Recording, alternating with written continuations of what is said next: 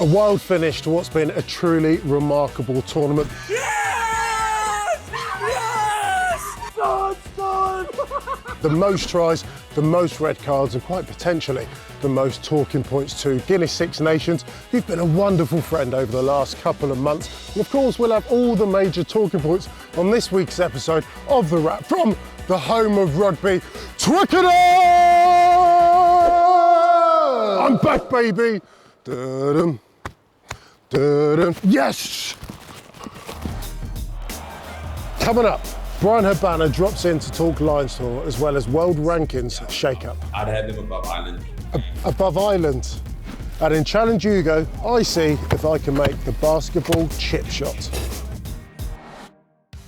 I'm here at the home of rugby, and as you can see, the rebuild has already taken place here at Twickenham Stadium. But to better news, to Wales, many congratulations being crowned this year's Guinness Six Nations champions. And over the weekend, I caught up with the man of the moment, the speed demon that is Louis Rees-Zammit. How are you getting on, mate? You well? Yeah, really good, mate. How are you? Yeah, really good, actually. I know you had a game Friday night, so were you able to watch the France-Scotland fixture? Yeah, I was. My dad actually took me to the Gloucester game, so on the way back I had it on a personal hotspot on my iPad, and then watched the last 10 minutes with my family at home. And what was the emotion going through your head, going through you in that last 10 minutes? I was even nervous in the 80 second minute when they were guaranteed to win. It was a horrible feeling, but yeah, I'm thoroughly delighted. Louis, it's been so good chatting to you. Congratulations for everything that you've achieved, and all the very best of luck for the rest of the season. Thank you very much. So end of Six Nations after so many good performances and so many great games. I have picked my team of the tournament, starting with loose at number 1, Wyn Jones, at hooker, Ken Owens, and at 3 to finish off the front row, Tyke Furlong. In the second row, the engine room, I've gone for Maritoji as well as Alan Wyn Jones as captain. The back row, this was highly competitive.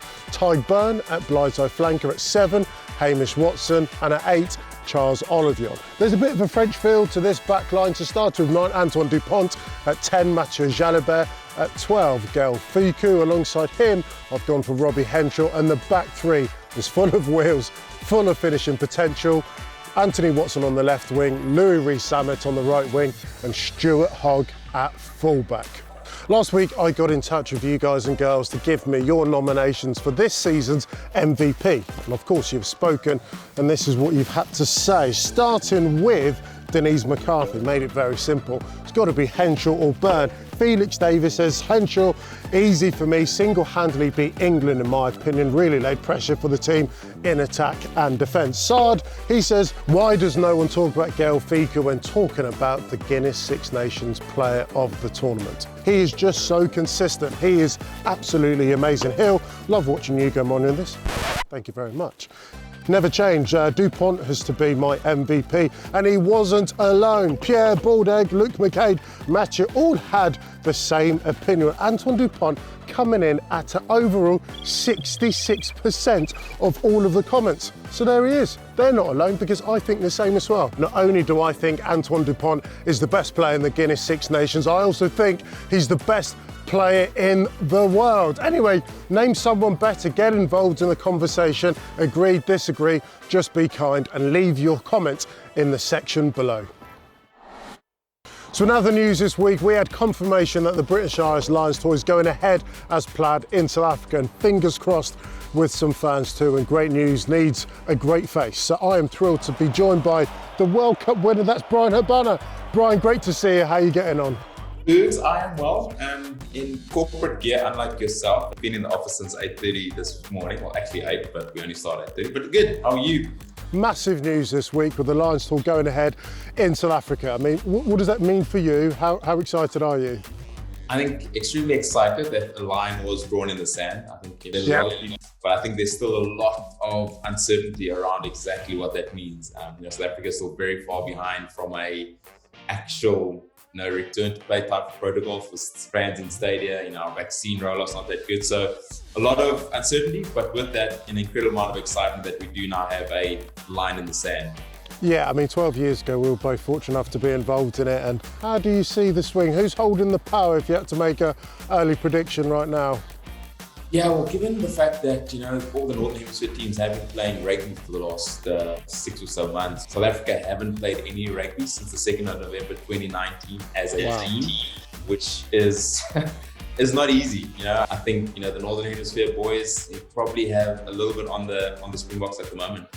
Okay, so in short, 3-0 whitewash for the British and Irish Lions then, yeah?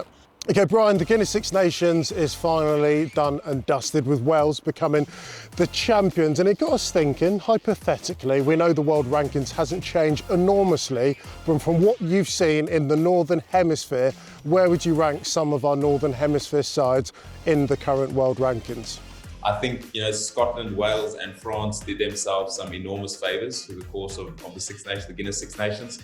England, unfortunately, you know, just were very disappointing on a number of levels. I think given the expectation post that Autumn Nations Cup last year and where they were going to. So the Guinness Six Nations finished, Wales number 1 with Italy number 6. But in terms of world rankings, where would you rank those Six Nations teams? Because everyone says France are the best team in the Northern Hemisphere, but are yet to win a trophy in the last couple of years. But so yeah, perception versus reality. What's your thoughts? I mean, obviously, I'm going to be very biased in this. I definitely have South Africa as number 1. I then probably have New Zealand as number 2.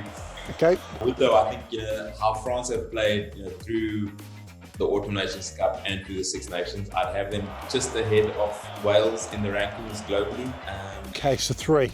I'd have them at 3, and then I think, you know, I'd actually put Wales above Australia at the moment. So I definitely have Wales at 4, and I'd probably have England slip down to at least 5. You know, above Ireland.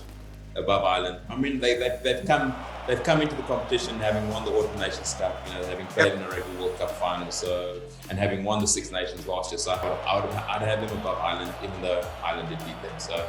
It's a great conversation. I'll tell you what, Bryan, it's been an absolute pleasure to talk to you. What I will say is, for anyone watching this video, if you disagree, agree, leave your comments using the hashtag #TheWrap, but just be kind, because we're all going to disagree on this kind of stuff.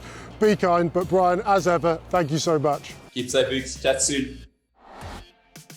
Thanks for all your suggestions for Challenge Ugo. It's great to see that Riley's still doing bits down in New Zealand. And check out this from Emma Elliott. She's a PE teacher that had a crack at the basketball chip shot challenge. She's also sent me a little message, so let me have a quick listen to this.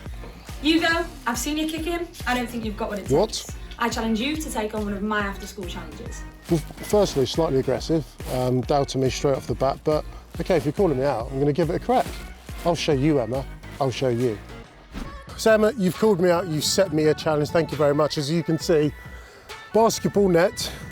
I have a rugby ball just here. Going to give this a little spin. Hopefully it ends up over there. Let's have a look. Let's have a go. Okay.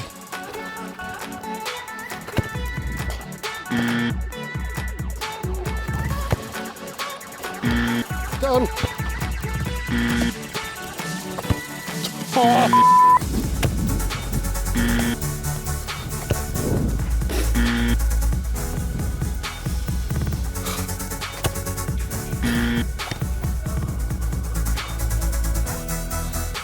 One decent spin. Sit up. Go home. That's not home.